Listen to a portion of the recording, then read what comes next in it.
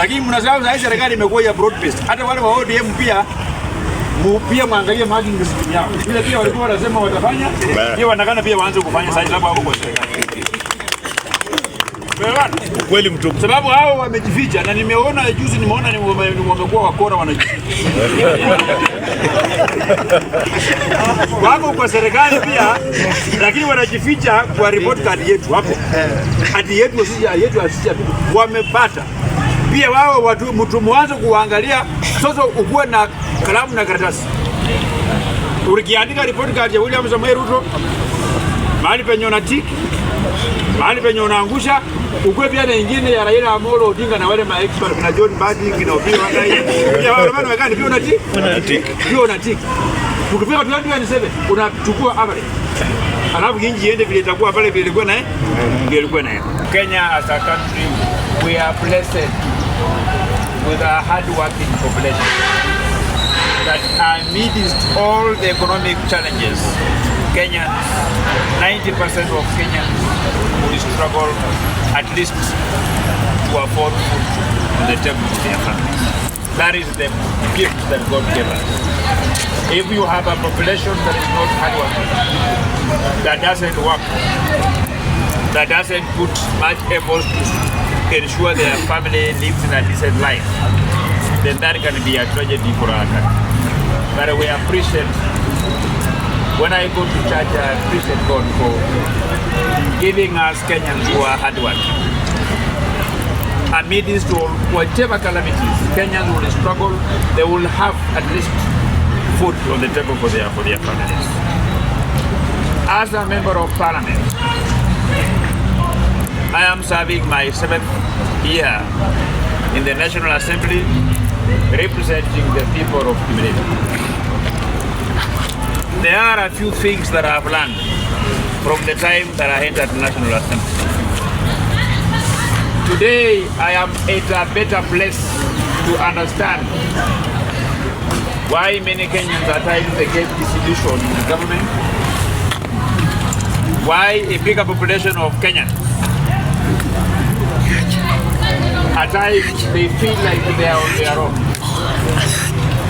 They feel like they are left out, that they do not participate in decision making through our government. I understand better today why many Kenyans feel let down by members of parliament that they elect. Because of our disconnect that I will be explaining shortly here.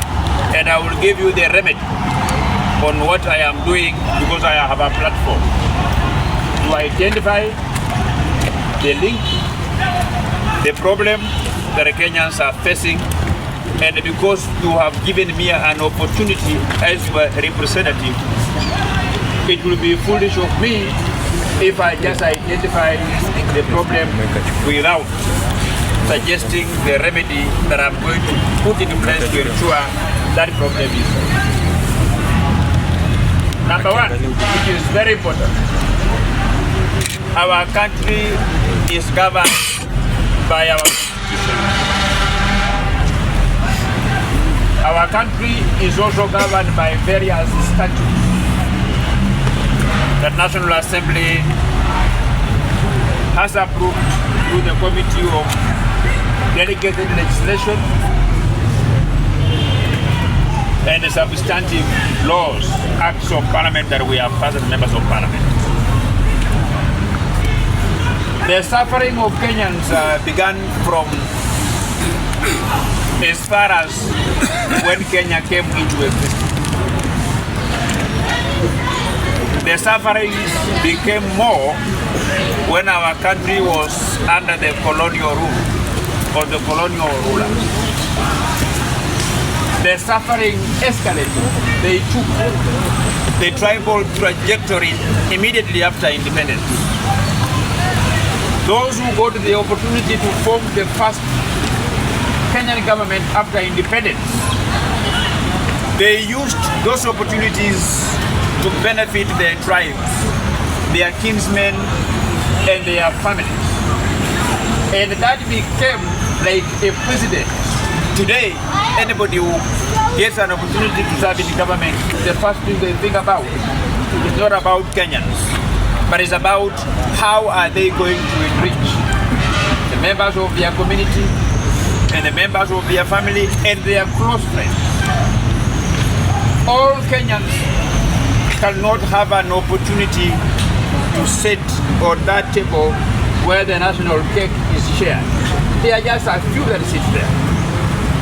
And at least I am happy that by 2010 there were a few Kenyans who began the clamor for constitutionalism. We began to gravitate, to agitate for the change of our constitution so that we can sort out some of the problems that were committed by our founding fathers, which principally is unfair distribution of national resources. So Kenyans at that time contemplated that how do we ensure that whatever is funded from an exchequer, from national treasury, reflects the will of the Kenyan people. That is when they put a chapter in our constitution that says there is no government project that can be implemented, there is no law that can be enacted without that law or that project being subjected to public participation.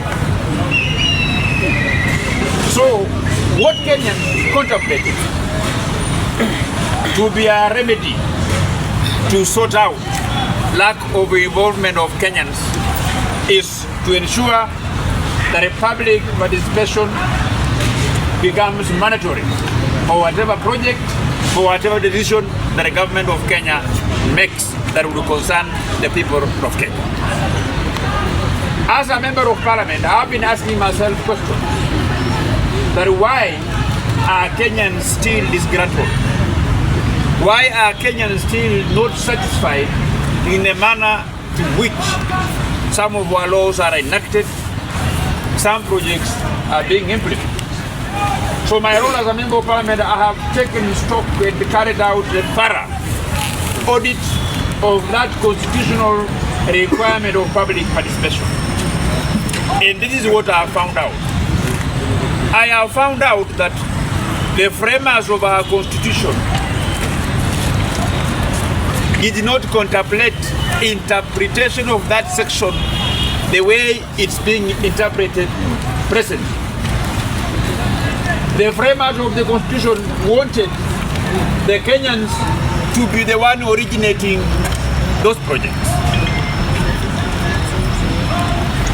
Public participation becomes meaningful if the Kenyans will be told that in the next coming year we are going to have a 3 trillion budget for our country, and we have this amount of money available for development. You go to the people of Western Kenya, you ask the people of Western Kenya, what do you want the government of Kenya to do for you? You go to the people of Nyanza, you go to the people of Mombasa, the people of Central, everywhere.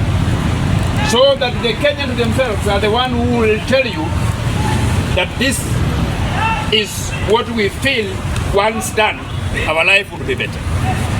What is happening now is ticking of boxes. A decision is made elsewhere in terms of which road we are going to construct, which hospital we are going to construct, what project we are going to do. Then a piece of paper is unveiled to a Kenyan in a church somewhere. Then you are told this is public participation. So there is no Kenyan who will say don't proceed. They will just tick boxes and tick boxes. We will want to see a scenario, to see our country, to see our motherland, where the reports are published that we live in a country that is divided into 47 counties. We live in a country that is divided into 8 regional economic blocks, commonly known as former provinces. We will want to have a template that Kenyans will see how the national cake is shared. We are still suffering from the hangovers of independence, where, and not just everybody in power, because power is like a forest.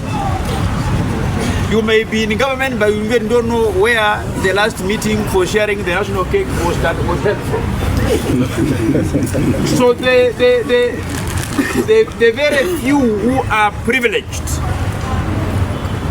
to use the power that the Kenyans have given to them, the power of the pen,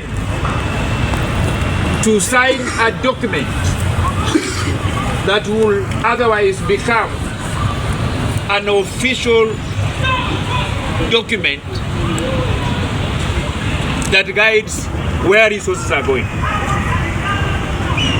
Time has come as a country, we must begin to, for us to progress forward, we must have a conversation with ourselves and look, audit our country from independence to today, where we can know that from 1963, how much resources were generated in 1964, how much and how were these resources shared, how much resources were generated between 1970 to 1979, how were these resources shared in our country. How much resources was generated by our country from 1980 to 1989, and we make notes on how those resources were shared. How much of it was collected from 1990 to 1999? How much of it was collected from 2000 to 2009? How much was collected from 2010 to 2020? And how was that resources shared?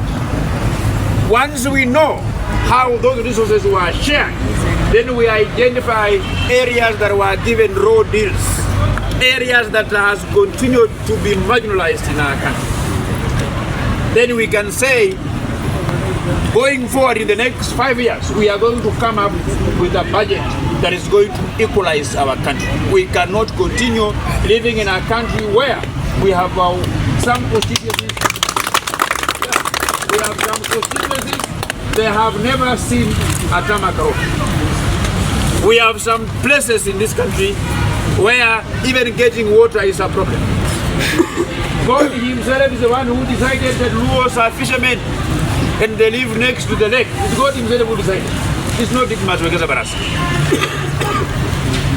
God is the one himself who decided that the people from central Kenya, the Kikuyus, they are good business people. They are found near market centers. They are not farmers. It is God himself who decided. It's not Didmus Barasa. God is the one who decided the various economic activities of different communities in our country. So we want to see a scenario where the resources are shared so that they can improve the economic activity of that category. For example, if we are saying that Trans Nzoia is the food basket of Kenya, that's where all the maize comes from. If we are saying that the Bungoma is the food basket of Kenya, that is where maize comes from.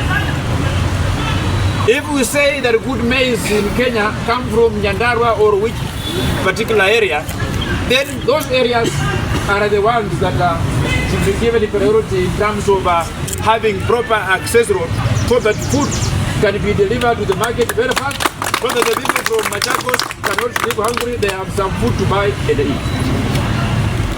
That is what should guide us. But it should not be guided by this tribalism. That if I am a minister and I come from central Kenya, then my role is to ensure that I pull everything to the people of central Kenya. The reason why we Kenyans will fight is because we feel that we will not get anything if one of our own, if a member of our community, he is not on that table that will decide how resources are shared. So what I'm simply saying here is that we must go back to our constitution. And I have a proposal. I have a proposal pending before the National Assembly to enact a public participation law, that you don't just take a piece of paper to Kenyans to tick that this is what we are going to do. The budget making must originate from the people, not from the executive. That before you begin developing budget estimates, Kenyans must tell you what they want, so that what Kenyans want is what you'll find in the budget, not what an individual wants somewhere. And in that public participation also, I have put a threshold. As we speak today, there is no threshold for public participation. Once there is evidence that people came into some hall, they gave their views, their names are documented, that is enough for Parliament to proceed, that public participation was done. We must set a threshold for public participation. For example, if you take a particular law, if you subject a particular law to public participation, and 50 plus 1 Kenyans say no, that law should not proceed. So we must put a threshold. So that is what I'm going to do, so that at least we can put some icing sugar to the framers of our constitution who said that Kenyans are supreme. They must give notice before anything that the government is doing to proceed forward. Number 2, in this country we agree now that since independence,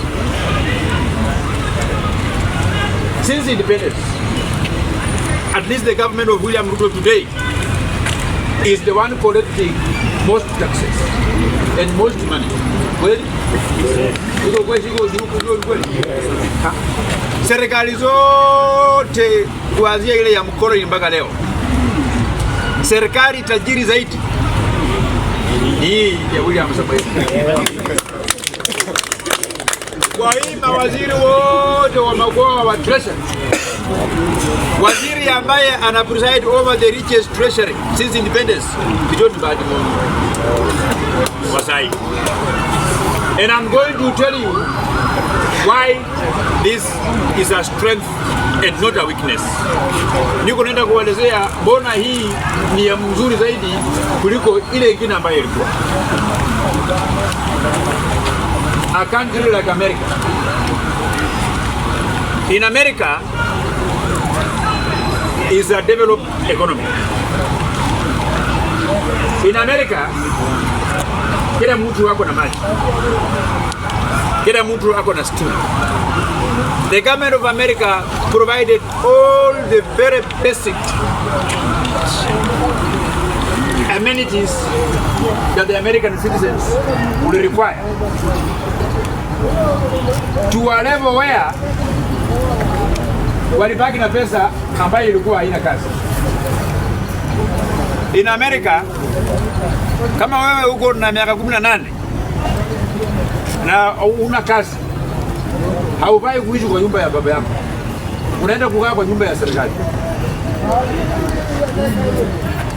Here in our country, we tried to bring in a very good regulation that I am putting it into law and improve it further. and make good use of the riches of our country, the money that Treasury is collecting from Kenyans. We came up with the regulations of that we have our very old fellas, people who are 60 years and above. The government of Kenya is paying them some stipend for survival. It's called the Cash Transfer Program. Karibu shilingi 4,000 hivi kwa mwezi inawalipa wale wazee wetu, ndio pia imesemekana hao ni wazee wajisaidia.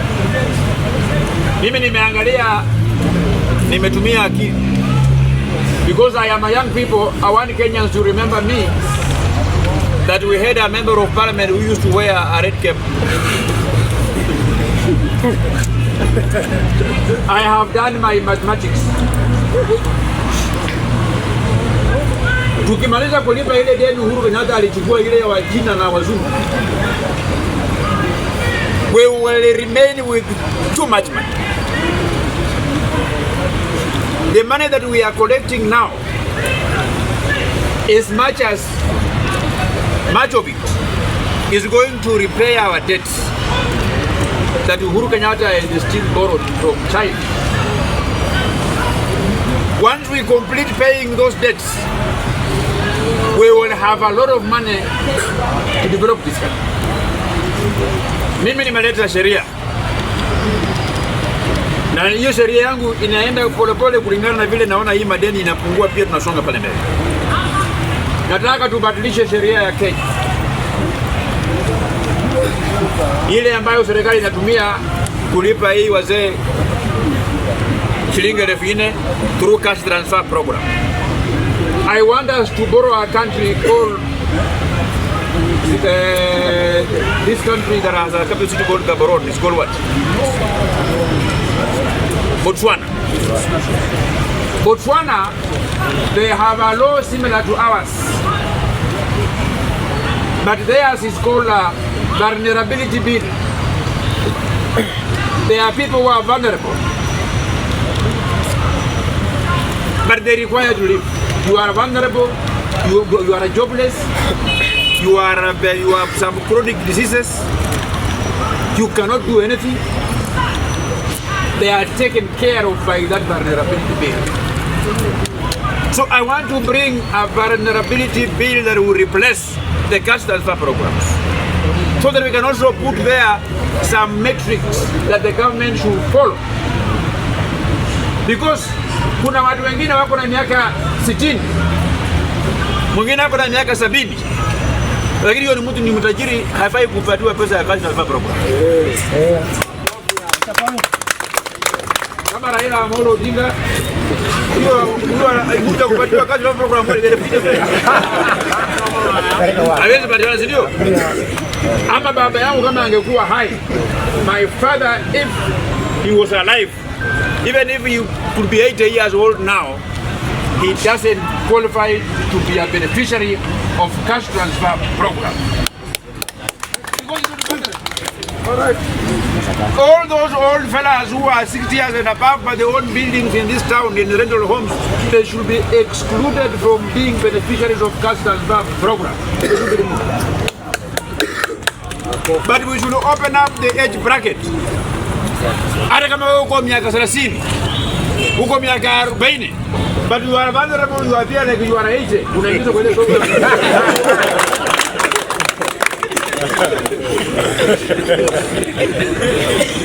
Iko watu wengine ukiwaangalia wakikwambia huyu mtu mbona mtu kama Kalonzo Musyoka, mtu anakuambia Kalonzo Musyoka ako miaka 45 usitokubali, lakini kama kamekula chumvi miaka ile. So at times look can be deceiving. Na tuko na watu wengine ako miaka 40, lakini unafikiria ako miaka 87. Those people are the one who should be beneficiaries of cash transfer program. Na pia tuweke kwa ile mpango to expand to include widows, wale wa mama ambao wazee walikufa wako peke yao, wanahangaika na watoto, their husband died, they have got nowhere to go, they cannot apply for any job, they have got no qualification. No. we should identify those vulnerable widows. Those widows whose husbands died before, and the majority of the widows who are suffering are widows whose husbands are our age mates. You know, when you are our age mates, you didn't have an opportunity to work in government, to steal some money, build some buildings in town here, have some rental houses here. So their husband dies while they are still struggling to develop some financial security for their families. Na hata kama inawezekana pia kuna wale wa mama wengine pia wengi. Na nyinyi wanaume nyinyi ndio mnafanyanga maneno kama hiyo sana kabisa nyinyi. Niko mama wengi kwanza huko nyumbani huko ushago. Hako na mzee atakufa. Lakini mzee nyumbani ni mteja haonekani. Miaka 5 mzee haonekani nyumbani. Miaka 10 mzee haonekani nyumbani. Those women should be accepted as widows, as if their husband died. Because they are vulnerable. Na wawezi wa program ya mpango ya serikali. Kwa sababu Kenya ya saa hii, when you listen to what I've just said, you might think that I'm not making any sense. But because of the situation of our country, where half of the population are jobless. So the only way we must begin to pay people who are vulnerable, so that when we feel we are spending too much money paying them, then we begin to get jobs so that they are no longer vulnerable, and the list of those that are vulnerable begins to reduce. That is what I want to do as your member of cabinet. Yangu ya mwisho. Na hii ni ukweli kabisa. Nyinyi msikuwe mnapigana hapa Kenya. Sisi viongozi wakati mwingine tunatumia wananchi kupata ile kitu ambacho sisi tunataka. Kisi? Na mimi hata kwa saa hii tuko broad-based government. Na hii kwa broad-based government, for example, ile group ambayo imekuja na baba Raila imekuja kufanya kazi na sisi kutusaidia kuendesha hii shughuli ya serikali, kwa sababu pia hao vile walienda kwa uchaguzi wa 2022 Wakenya wengi pia waliwapigia kura. So when they come to us, they come with some powers to negotiate, because kuna Wakenya ambao walikuwa nyuma yao. Ndio. Na mimi nataka tugawane hii kwa serikali hii ya William na hii broad-based, na kila mtu achukue share yake. Sisi Kenya Kwanza tulienda kwa Wakenya tukapiana manifesto yetu, tukasaini economic charters ile ambayo tulisema tukichukua hii serikali tutafanya hiyo Wakenya. Nataka pia hata wa broad-based pia warudi kwa wananchi ambao waliwapigia kura ambao hawakusaini economic charter na sisi, pia waende wawaambie, because sasa hao pia wako ndani ya serikali, pia wasaini economic charter kwamba vile wako kwa hii serikali yenye wanapata kwa hii serikali watafanyia wananchi nini. Sababu nyinyi mnatumia syllabus yetu ya Kenya Kwanza kutupatia max tukielekea 2027.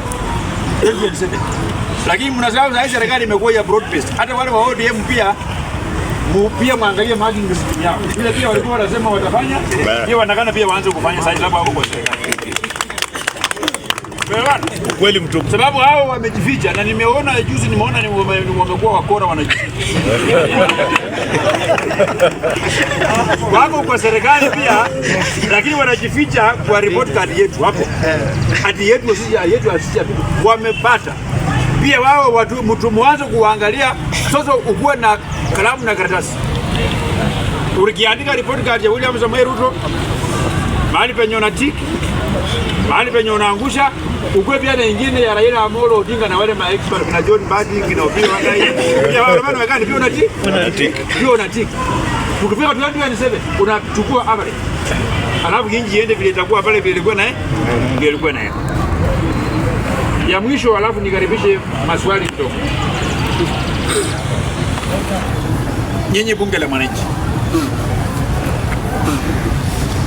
you can make a serious contribution to the advancement of our country.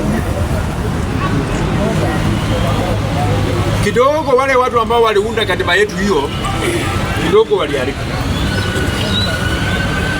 Juzi nimekuwa na Ojendi Amolo, because Ojendi Amolo is the only lawyer, is the only member of the committee of experts wale wa katiba mwenye huwa naona every day.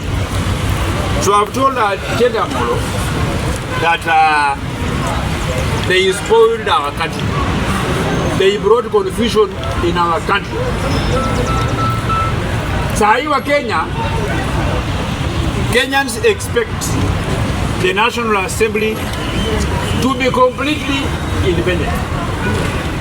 That's what Kenyans expect from us.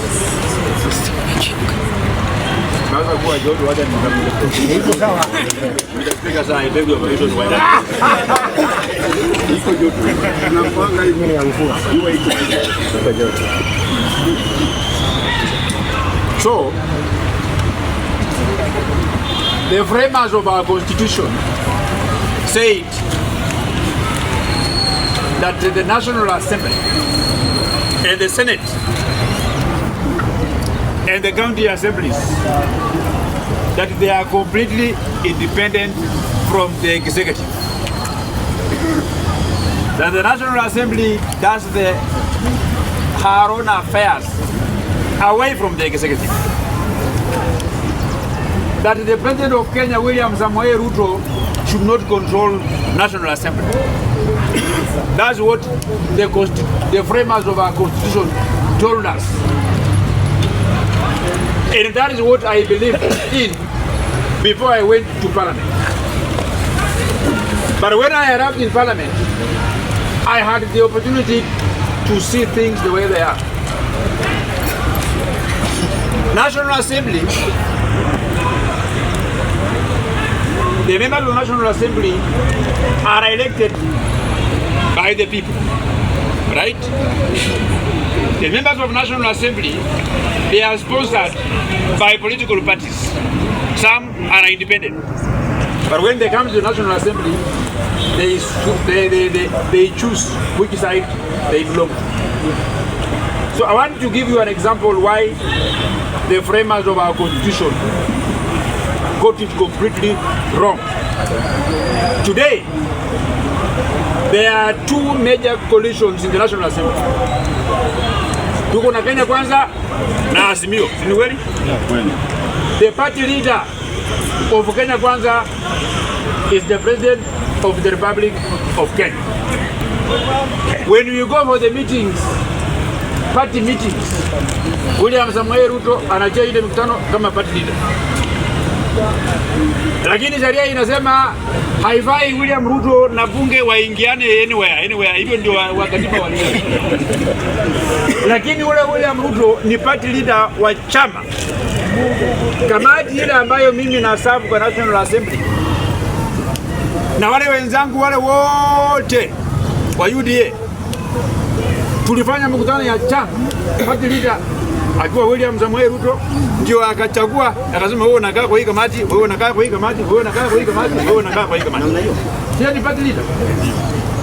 Pia ile ya Azimio, hawa watu wote kina Juliet Mohamed, leader of minorities, nani yote, hawa watu wote kabisa, who chairs which committee, which one, mwenye alifikia mkutano akaamua alikuwa Raila Molo.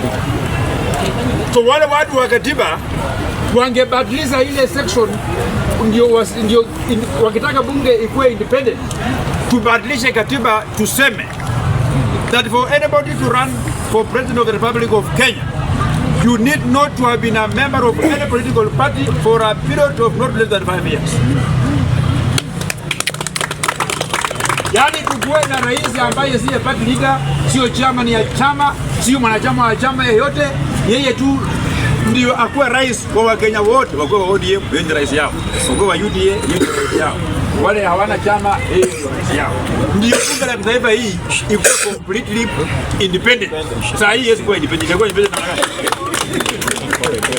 Ukweli. Kama tuko na maneno ya muhimu inakuja ya kuzungumzia hapa bunge, unasikia kwa TV, unasikia chama inafanya party meetings, PG meetings, so that you can adopt a party position. Unasikia Junet Mohamed anasema kulingana na msimamo ya chama, zaidi yake ya Oria. Kulingana na msimamo ya chama imeamua hii ndio njia ambayo tunaenda. So party takes position. So National Assembly is not independent. It's controlled by parties whose membership are in that assembly. The National Assembly is controlled by the party leaders. It cannot be independent. You cannot equate the independence of the National Assembly to the independence of the judiciary. The head of the judiciary is one, Chief Justice. She doesn't belong to any political party. The judges, the magistrates, don't belong to any other political party. There is no party positions to adopt on matters judiciary. So they are independent. They work in the rule of law. So wale waliunda katiba yetu wali kidogo hapo maneno yaliandika mpaka tufanye marekebisho ya katiba. If we want the National Assembly to be complete independent, then we must ensure that whoever becomes president, he should not be a member of any political party, so that the political parties and members of parliament can run the affairs of the house in line with what Kenyans are telling them to do. Kwa hiyo mengi na machache, Mungu awabariki sana. I want again to thank you Bunge la Mwananchi for inviting me here.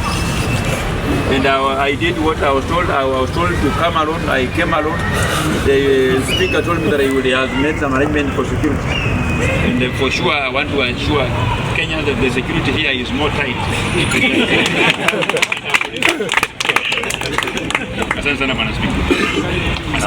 So we will take questions.